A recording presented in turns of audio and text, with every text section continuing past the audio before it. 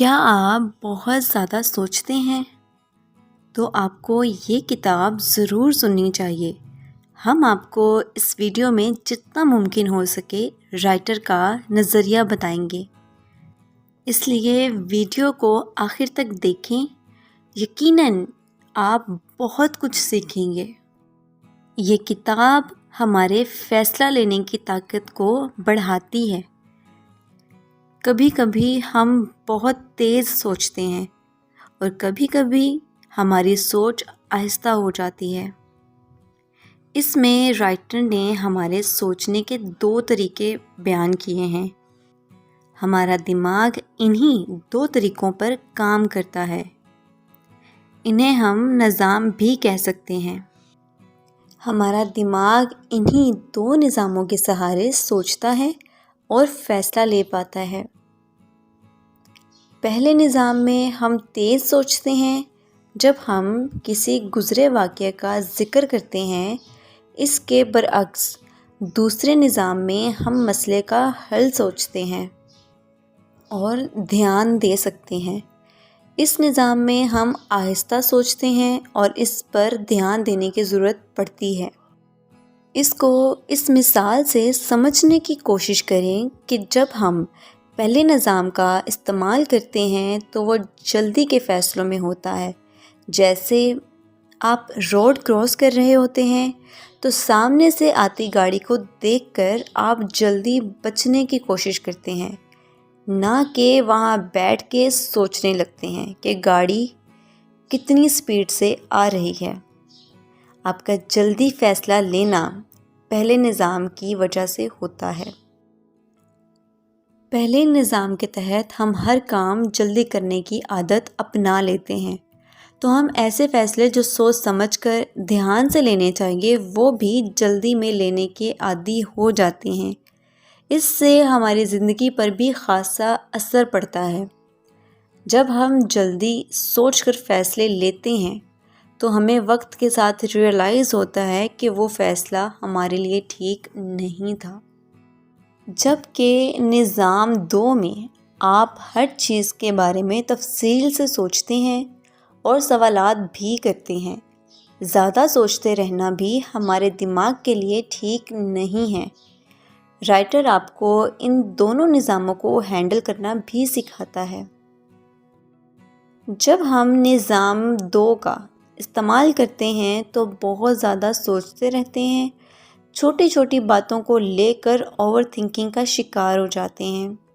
تو ہمیں یہ جاننے کی ضرورت ہے کہ ایک دن میں ہمارے دماغ کو 20% انرجی چاہیے ہوتی ہے، اور جب ہم اوور تھنکنگ کرتے ہیں تو ہمارے ساری انرجی دماغ کے سوچنے میں لگ جاتی ہے۔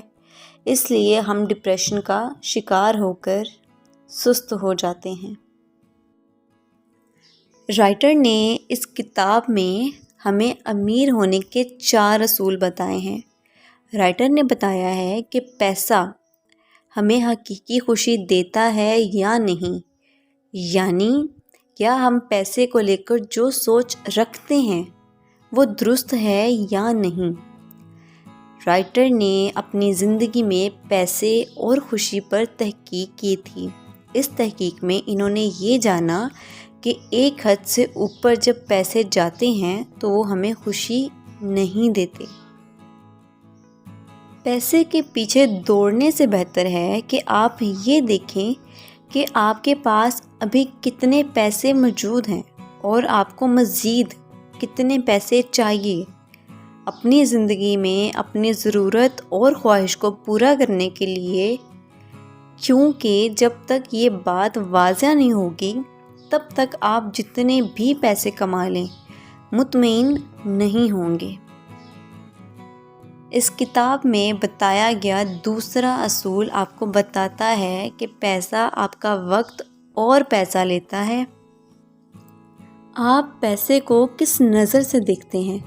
کیا پیسہ کما کر آپ کو اپنے آپ کو دوسروں کی نظر میں بڑا دکھانا ہے؟ یا پیسے آپ کے لیے طاقت ہے؟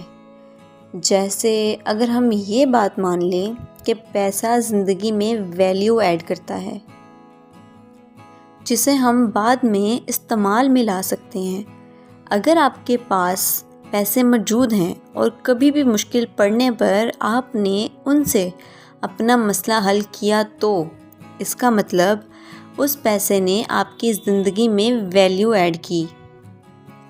लेकिन ये हमेशा मुमकिन भी नहीं होता, क्योंकि रोज़ बरोज़ महंगाई होती रहती है। हर साल पैसा खुद अपनी वैल्यू खोता रहता है। हम पैसे के बदले में अपना वक्त और ताकत एक्सचेंज करते हैं। हम सब ही ये जानते हैं कि हमारे पास वक्त बहुत थोड़ा है, इसलिए राइटर ये समझाना चाहता है कि आप अपने वक्त, ताकत और पैसे का हिसाब रखें, यानी कि कितना पैसा कमाने के लिए आपको कितनी मेहनत दरकार है। इस किताब में तीसरा असूल हमें बताता है कि बजट का कोई फ़ायदा नहीं। बजट बनाने से हम खुद को बहुत महदूद कर लेते हैं। इसलिए राइटर कहता है बजट बनाने से ज़्यादा बेहतर तरीका है दिमाग से ही सब करना। मसलन अपनी ज़िंदगी में आज़ादी से खर्च करने और अपना पैसा खर्चने की आदत को ज़रा गौर से देखें कि हम कब, कहाँ, कैसे खर्च करते हैं। चौथा असूल ये बताता है कि आपको अपने अंदर की आवाज़ को ज़रूर सुनना चाहिए कि वो आपसे क्या कह रही है, कि किस काम को करने से आपको वाकई ही मज़ा आता है। जब आप तीसरे असूल पर अमल करते हैं तो आपको इस बात का अंदाज़ा हो जाता है कि आपको किस चीज़ पर पैसा खर्च करना है और फजूल खर्ची की आदत को तर्क करते हैं। मज़ीद इस तरह की वीडियो देखने के लिए हमारा चैनल सब्सक्राइब करें। बराए मेहरबानी इस वीडियो को भी लाइक